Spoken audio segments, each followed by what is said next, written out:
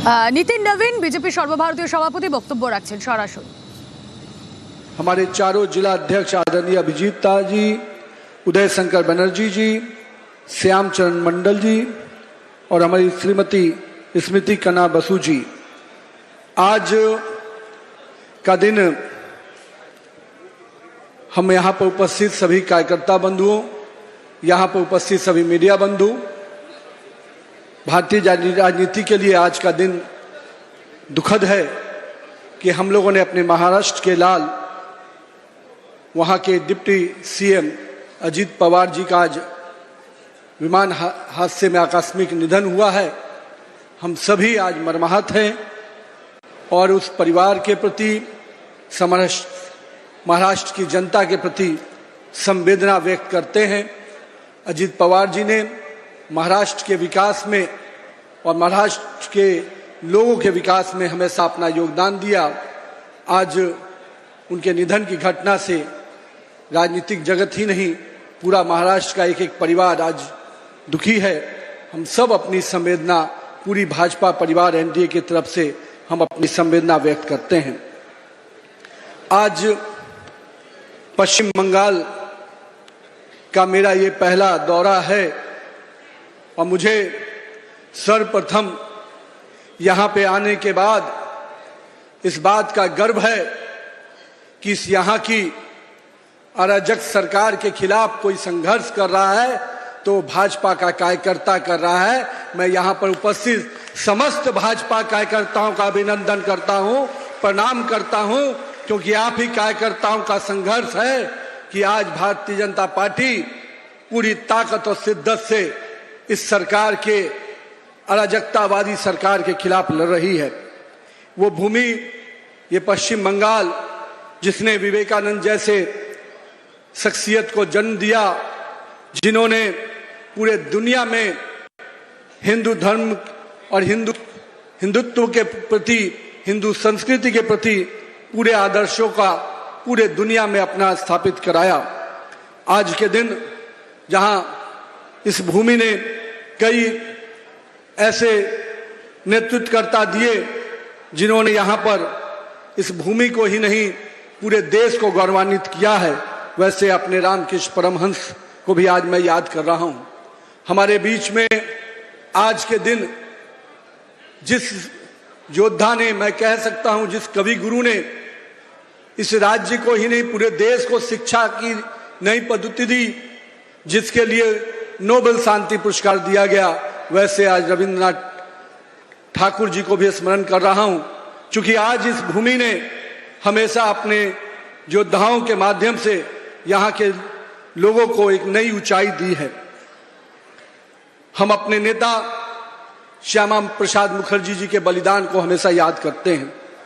क्योंकि श्यामा प्रसाद मुखर्जी जी का ही नेतृत्व था जो उस समय की तत्कालीन सत्ता में बैठे हुए लोग, उस समय के लोगों ने इस पश्चिम बंगाल को, इस वेस्ट बंगाल को बांग्लादेश में मिलाने की रणनीति पर काम कर रहे थे। उसके खिलाफ किसी ने लड़ाई लड़ी तो हमारे नेता आदरणीय श्यामा प्रसाद मुखर्जी ने लड़ा और आज बंगाल इस स्वरूप में दिख रहा है। लेकिन मुझे इस बात की भी चिंता है मित्रों कि आज श्यामा प्रसाद मुखर्जी जी का जो बलिदान जिस कश्मीर के लिए हुआ, आज उस कश्मीर को भी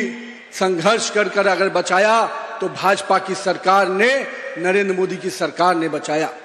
मुझे याद है 2011 का समय, इसी पवित्र भूमि से, बंगाल से हम लोगों ने युवा मोर्चा में राष्ट्रीय एकता यात्रा निकाली थी।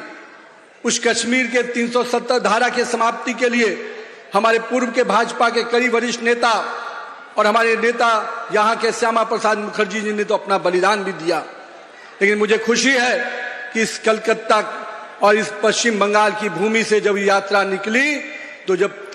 कश्मीर के लाल चौक गई तो आज कहीं ना कहीं कश्मीर के लाल चौक पर तिरंगा फहरा रहा है। तो वो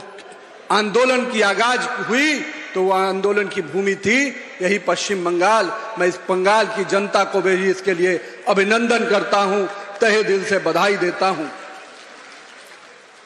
लेकिन मित्रों, अभी भी ऐसी कुछ मानसिकता बची है जो इस बंगाल को फिर से बांग्लादेश बनाना चाहती है, और हमें पूरी तरह से चौकन्ना रहने की आज जरूरत है मित्रों, क्योंकि हम देख रहे हैं जिस प्रकार से घुसपैठियों की तरफदारी करने वाली सरकार यहां बैठी है, जिस प्रकार से करोड़ों हिंदुओं के साथ,